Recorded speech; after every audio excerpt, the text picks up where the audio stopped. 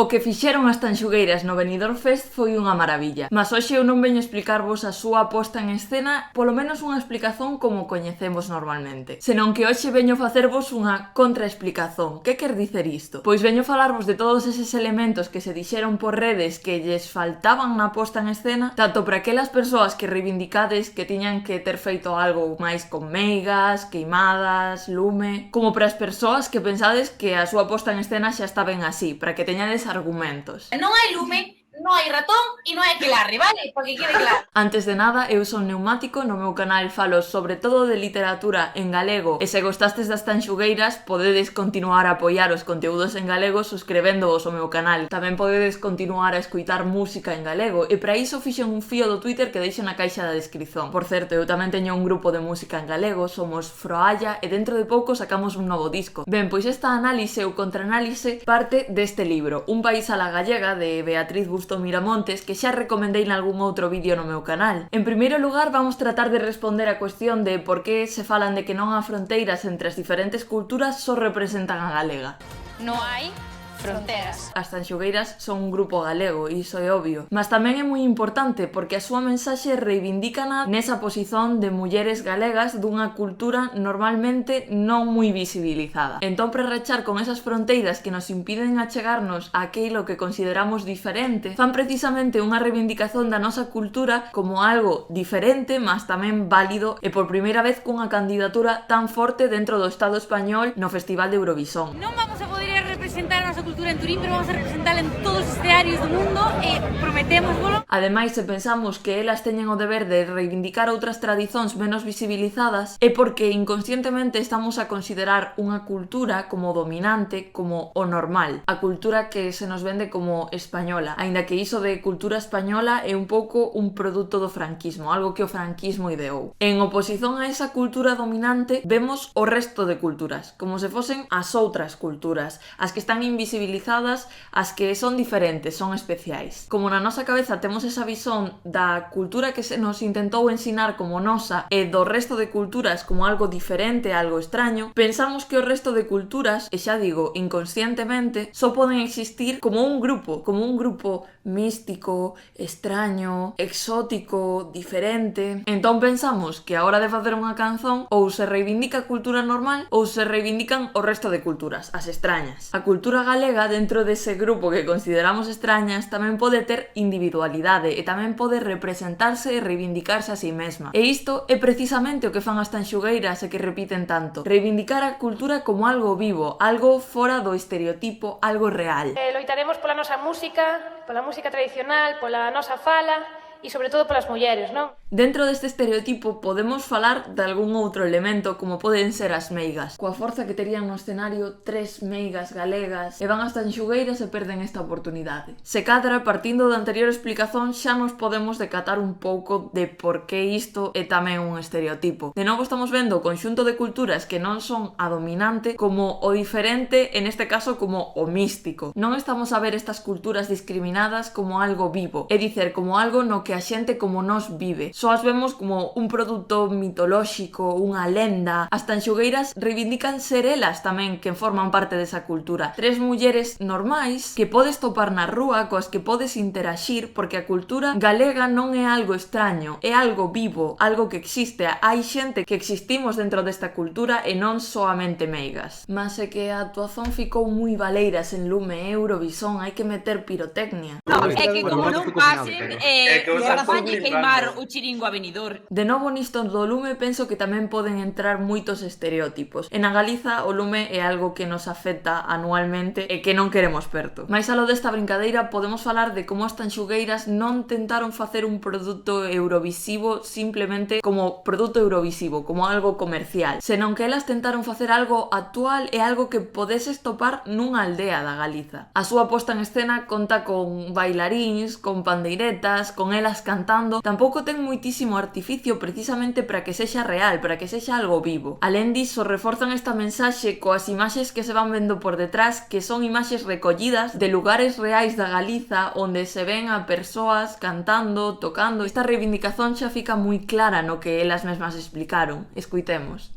Para alzar la voz de todas las mujeres ante toda Europa, todas as mujeres anónimas que nos dejan este legado que ellas sin saber escribir hacían arte. Entendo do lupe e entendo das meigas, mas por que non fixeron todo un pouco máis celta? A esta pregunta eu gosto de respostar con outra pregunta. Que é o celta? A que vos referides cunha posta en escena máis celta? Porque isto non o inventei, foi algo que vin ao longo da internet en diversas ocasións. Non será de novo un estereótipo que temos na cabeza sobre como ten que ser Galiza? Dentro disto eu tamén gosto moito de escuitar as propias tanxugueiras, porque é que elas mesmas din que a súa música para elas ten máis que ver con música de zonas da África que con música de zonas supostamente celtas. A gaita pode ser un instrumento celta e pode ligarnos con Irlanda, Escocia e todo ese mundo, ¿no? Ahora, o canto tradicional e a pandeireta, por moito que nos pese, celtas non son. Nós somos as que pensamos que tiramos máis a África ou a música ibérica. Ademais, e para isto voume servir directamente de citas do libro, o estereótipo da Galiza como algo celta foi criado para ver a Galiza como algo feminino e ás veces tamén para ver a Galiza como algo perigoso, algo belicista, que gosta da guerra, e dentro destes dous estereótipos criados, xustificar a dominación da Galiza, xustificar que existen ao final diferentes razas, a raza celta, a raza española, e que unha, a galega, por ser feminina e por gostar da guerra, ten que ser dominada, é inferior. O uso do celtismo explícase porque se entronca por un lado coa feminización da Galiza frente a España, e xa se sabe que a feminización, cando colocada frente á masculinización, é unha ferramenta de dominación. Ambas as vinculacións xustificaban a dominación e o exercicio da violencia simbólica, pois quer fose debido ao seu pasado guerreiro ou ao seu vínculo co feminino, a Galiza debía ser submetida, subalterna. Nen lume, nen meigas, nen celtismo, mas é a queimada, iso sí que é galego.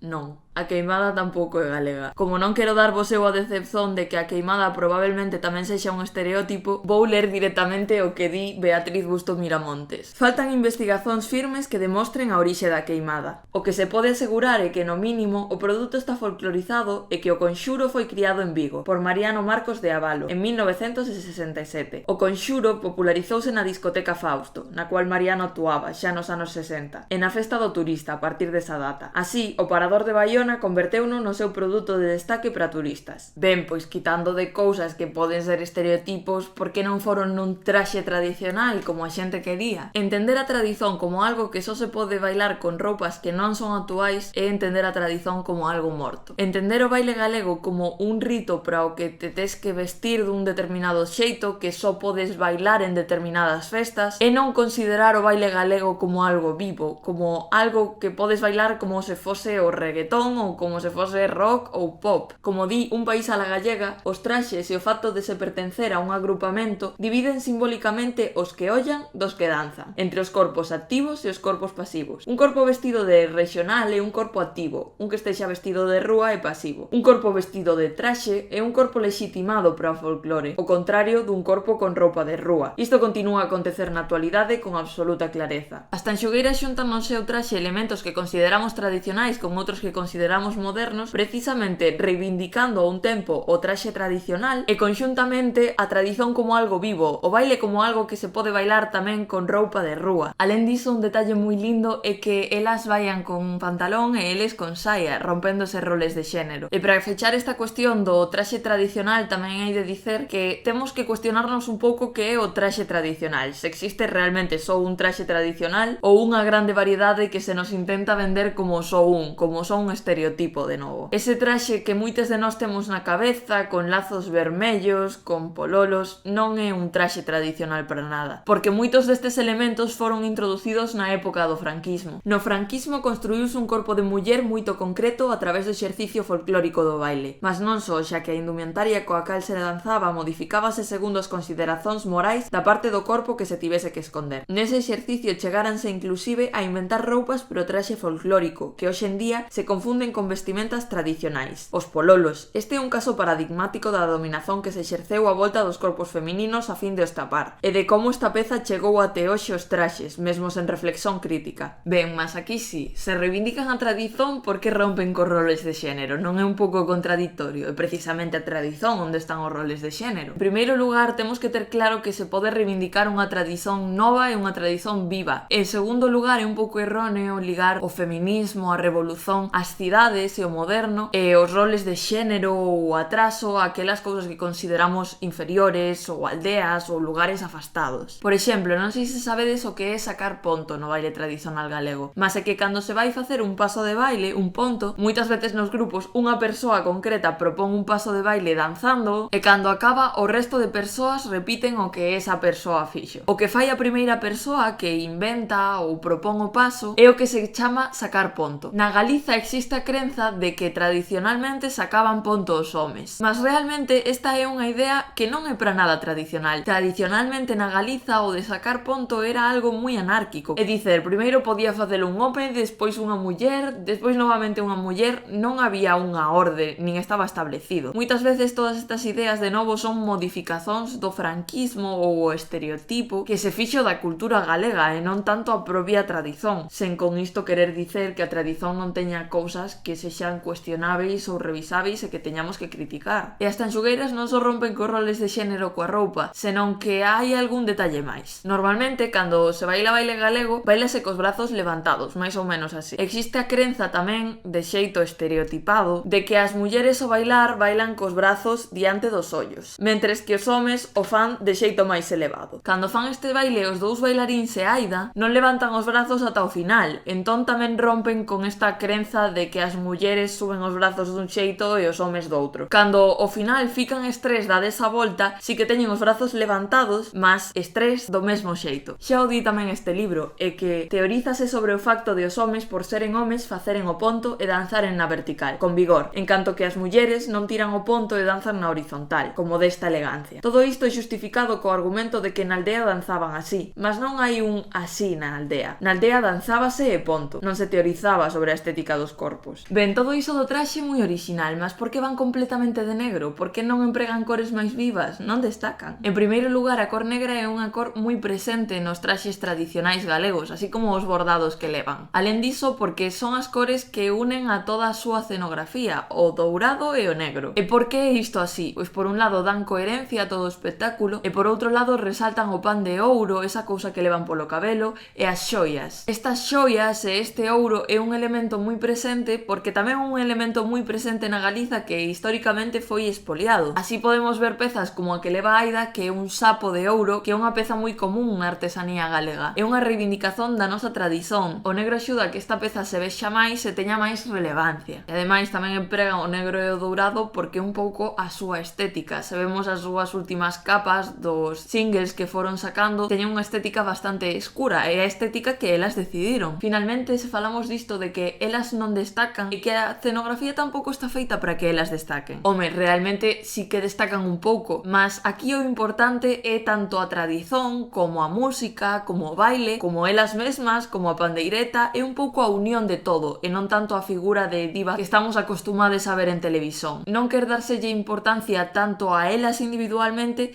como o conxunto, a tradición, a mensaxe. Entendo todo iso, mas por que os bailaríns teñen tanto protagonismo? De novo, todo isto que nos extraña nas tanxugueiras moitas veces ten a explicación en que non coñecemos moi ben esta cultura galega. Nas foliadas, nas festas galegas, o normal é que as músicas non sexan o centro. É un xeito diferente de entender a música. Hai moito protagonismo dos bailaríns porque precisamente nas foliadas os bailaríns están no centro. Sí, isto todo está moi ben, mas é que elas comezan a destempo coas pandeiretas. Cando collen as pandeiretas xa están soando de antes. Ben, isto de novo continúa a ser un xeito de reivindicar a nosa tradición, porque así como falábamos de sacar ponto de unha persoa que comeza a facer un paso de baile e o resto que a siguen, o tocar a pandeireta tamén se pode facer un pouco o mesmo. Unha persoa comeza sacando un ritmo e o resto séguena. As tanxugueiras non entran tarde, senón que entran seguindo un ritmo que outra persoa sacou. E a min semellame de novo reivindicar a todas esas mulleres que sen saber nen ler nen escrever foron quen transmitiron e quen fixeron viver a nosa tradición. Elas detrás teñen vídeos desas mulleres que non sabían nen ler nen escrever, e cando se escuita esa pandeireta, esas señoras, esas mulleres están detrás. Entón, ou polo menos así o interpretei eu, esa toda a historia, esa toda a tradición é a que saca o ritmo, e as tanxugueiras simplemente se limitan a seguilo e a facelo seu, e a facer algo vivo. Penso que con todo isto xa ficaron respondidas a maior parte das críticas que se lle fan ás tanxugueiras, un pouco coa miña perspectiva e co libro de Un país a la gallega de Beatriz Bustón Miramontes na Través Editora, que vos recomendo moitísimo. Entón o vídeo de hoxe chegaría ata aquí, mas como foi un pouco máis longo do habitual e dixen un monte de cousas, quero facer un pequeno resumo coas conclusóns que eu tiro. En primeiro lugar, para min a conclusón máis importante é que se non coñecemos en profundidade unha cultura, non temos que ir dicerlle a xente desa cultura como ten que vivela, como ten que reivindicala ou como ten que expresala. En segundo lugar, cando nos achegamos a unha cultura sempre temos que facelo desde o respecto e desde saber a nosa posición de persoa que aínda non ten un coñecemento exhaustivo sobre ela. Neste achegamento cun completo descoñecemento tamén temos que ter en conta que moitas veces o primeiro que toparemos desa cultura non é a realidade, senón que é un estereótipo. Os estereótipos ao redor das culturas créanse ou ben para desarticulalas, para quitarlles o seu poder reivindicativo, revolucionario, ou ben para vendelas, é dicer, para facer delas un produto pro turismo. En terceiro lugar, outra conclusión que eu tiraría sería que temos que aprender a borrar a nosa visón do resto de culturas como a outridade, como algo alleo a nós, como algo místico, exótico. As culturas están habitadas tamén por xente como tú, xente viva, xente que ten pensamentos, contradizóns, que existe. Non son algo que simplemente estexa nos museos. En cuarto lugar, unha das conclusións para min máis importantes a que nos fixeron chegar ás Tanxugueiras é que a cultura e a tradición galegas son tamén algo vivo e actual. Así que o mellor que podedes facer é falar galego, apoiar artistas galegues actuais que estexan a facer música agora,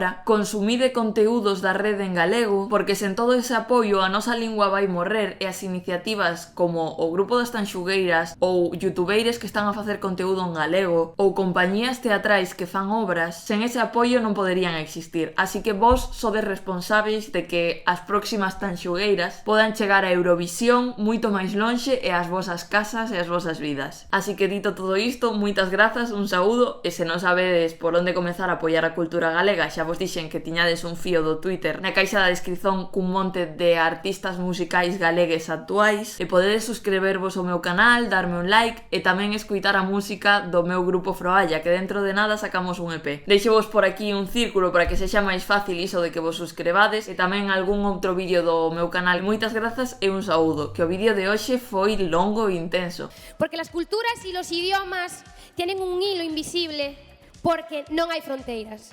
Ostras!